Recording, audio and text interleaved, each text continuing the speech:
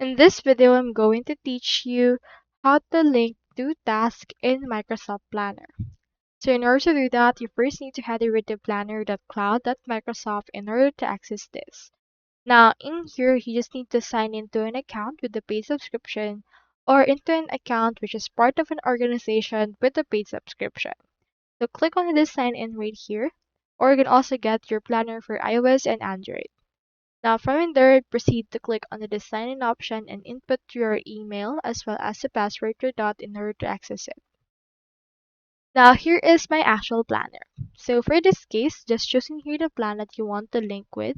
For example, I have in here this YouTube project management. Let's proceed to click on this and open it. So here it is right here. First, what you need to do is to choose in here a task that you wish to link to another. For example, we have in here this. Just click on it. After that, you can see in here the actual project. So what you can do is you can click on these three dots right there, then copy, link the task right there. Now, next thing is to close this. And then from in there, just choosing here the another task that you want to link it with.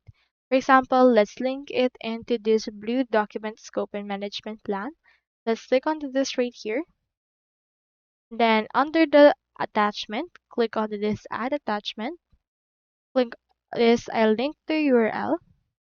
Input right here the URL link that we have copied, and then input right here your link name. For example, on this case, make sure as well to remove this HTTPS right there. Input the link to the name. Let's input right here task 1.1 and click on add.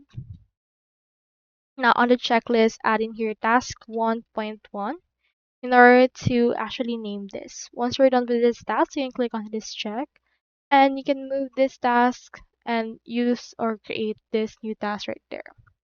So that's all there is today, and I hope this video helped you out.